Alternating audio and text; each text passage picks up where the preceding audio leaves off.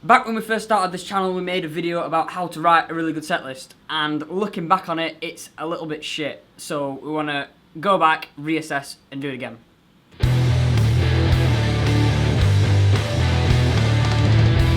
Before we get into the meat of the video, there are some basic rules and recommendations that we would give you in terms of writing a set list. So no matter what we say in this video, always try and stick by these rules. Rule number 1. Always open with a bang. No matter the circumstances, you always need to grab your audience's attention, and you're not going to do that if you're opening with one of your weaker songs. Rule number 2, if you have any weird or out of style songs, then put them in the middle so they're kind of flanked by all the meat of your music, like all the stuff that is more you. If you were to open your set with an out of style song, then people would assume that that's what your entire set is going to be like. If you were to end with an out of style song, then I don't know, that would throw people off, because it's kind of like, oh, the set's building to the climax, it's going to be the last song, it's going to be really good, and then it's like a really weird song, it's going to be like, are they doing another one? Is that it? Have they finished? Yeah, this doesn't necessarily apply to just weird songs as well. Like, if you've got a ballad, opening with a ballad is a really poor choice, and finishing with a ballad is a really poor choice. Unless your ballad is your most popular song. Rule number 3, if your out of style songs are particularly long, then maybe don't include them. This is a lesson that I've learned from my band. Like, we had one song that was really different, and instead of just taking it out, we cut it down so it's a lot shorter. When an out of style song is really long, it kind of outweighs the other songs and sticks out as a really big part of the set, which is obviously, if it's not your usual style, it's not really a good thing. Rule number 4, always finish with either your best or your most popular song.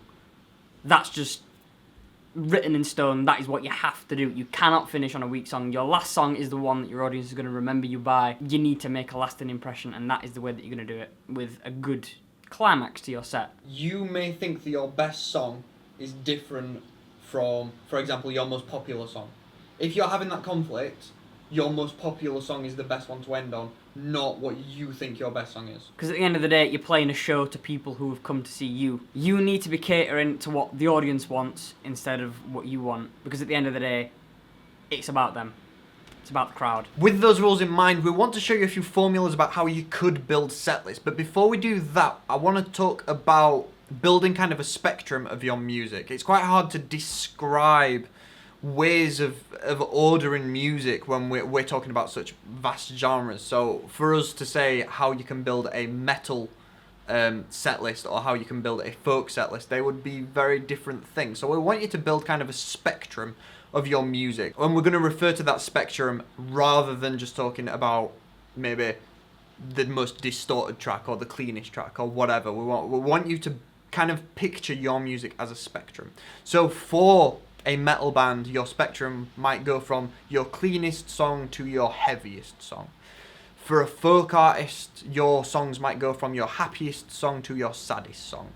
For a punk band, it might go from your most political song to your least political song. For example, I want you to build that kind of spectrum for you as an artist. So with that, we're going to build a few different formulas that you can use to create some really good set lists. The first formula that we're going to talk about today is called the variation. The variation is, well, the clue's in the name. It shows off all the variations of your spectrum of music throughout the set. It doesn't really flow into the different styles. It's like, as we said earlier, open with a bang. That's always the best way to start a set. And then for your second song, go to the other end of the spectrum. Maybe not all the way to the other end of the spectrum, but significantly far, so that instantly people are seeing a variation in your music. And then throughout the rest of your set, always kind of choose from both sides. So go song 1, song 2, song 3, song 4, song 5, song 6, till it all comes together and you've done all the songs that you want to do. This style of set list is, well, it's the best for showing the variation in your music. And if you're playing to quite a vague crowd, like a festival crowd, then that's probably the best way to go, because if you were to play in a venue that is specifically stylized to your kind of music, then maybe the variation isn't the best way to write your set list. The second formula that we'll talk about is called the popularity. So the idea behind this is that you're still going to open big. You're going to open with a big song, but you're not going to open with necessarily a popular song. Maybe you've written a brand new song that's big, that's powerful, it's perfect for a set opener. Stick that first. And then throughout the set, we're going to gradually, kind of regardless of the spectrum and where the songs fall on the spectrum, yes, use that as kind of a way to structure song to song. But throughout the set, we're going to gradually go from kind of your least popular songs or your newest songs to a gradual climax right at the end of the set where you're playing all of the popular songs that people may know from you. So that could be just if you've released 2 music videos and they're the only tracks that anyone is ever going to know from you, maybe you're going to play 8 songs that no one's heard before, just all gradually building up to the 2 songs that everyone should know. This is kind of a good way of marketing songs, as these are the songs that you should be paying attention to, because if you're gradually building up to those songs, they're the songs that people are going to remember anyway, because they're the songs that you're playing last, so it'll be the one that sticks in people's minds. If you really are doing a big push towards your most popular song or whatever, and you really want people to just focus on that one song, this is a really good way of doing it. Build everything to that one song and kind of layer your set in order of popularity. My personal favourite way to write set lists is what Lenny has nicely called the cinematic way. The cinematic way essentially follows the same structure that a standard Hollywood film would.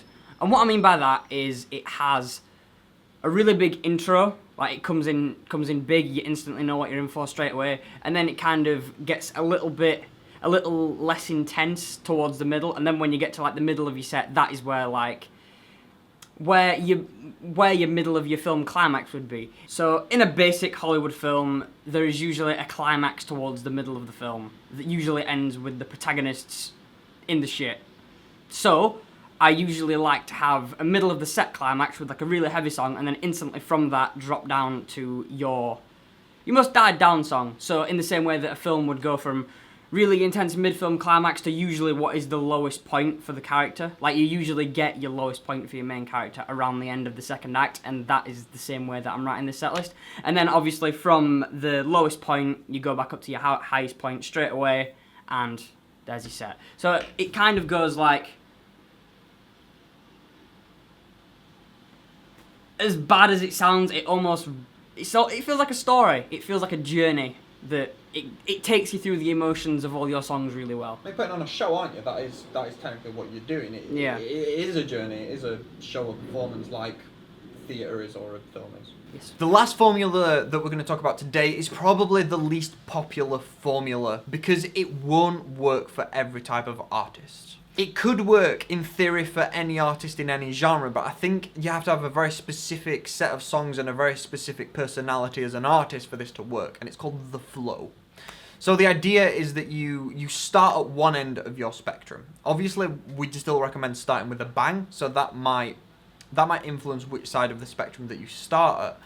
And then you go through the spectrum kind of quite linearly. You go from, for example, as a folk artist, you have your happiest track, and you open with your happiest track, so you're kind of getting people in the mood, you're opening with a nice happy kind of thing, but you're gradually gonna, throughout your set, flow into your sadder songs, or your more thoughtful songs, for example. You gradually mellow your set till the last song, which is going to be the exact opposite end of the spectrum. A punk band might structure their set so that they've got like this ballad that they've written and they put it right in the middle of their set, and then after it they do like a really big punk song to bring the mood back, which is all well and good, but some people might not give a shit about that slower song.